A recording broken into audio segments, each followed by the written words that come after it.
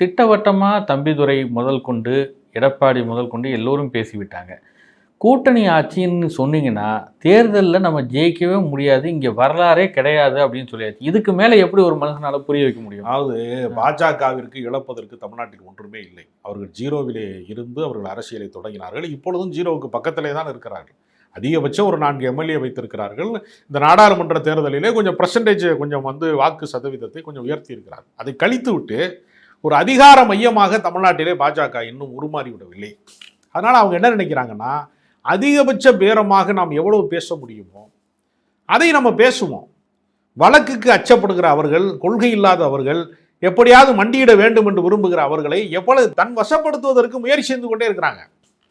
வெளிப்படையாகவே அண்ணாமலை பாஜகவின் ஆட்சி தான் நடைபெறும் கூட சொன்னார். வராது கூட்டணி ஆட்சி என்கிற எல்லையோடு நின்றார். இவர் என்ன சொன்னார்? பாஜக தான் ஆட்சி அமைக்கும் என்று சொன்னார். அதற்கு பின்பு அன்வர் ராஜாவை தவிர யாருமே கொதித்து எழவே இல்லை.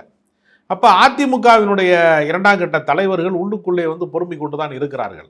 அது உள்ளுக்குள்ளே ஒரு பூகம்பம் வருவதற்கு முன்பு பூமிக்குள்ளே நிறைய மாற்றங்கள் நிகழ்ந்து கொண்டே இருக்கும், ஒரே நாள் அது வெடிக்கும் என்று சொல்வார். இந்த நிலைப்பாட்டை எடுத்துக்கொண்டு தேர்தலை சந்திக்க போனால் வாக்காளர்களுக்கு முதல்ல குழப்பம் ஏற்படும். நாம் அதிமுகவுக்கு தான் ஓட்டு போடுறோமா, இல்லை மறைமுகமாக பாஜக ஆட்சிக்கு வருவதற்கு ஓட்டு போடுறோமா என்று சந்தேகம் வந்தால் அதிமுகவினுடைய வாக்காளர்கள் கூட, அதிமுகவினுடைய விசுவாசிகள் கூட கொஞ்சம் அச்சப்படுவாங்க.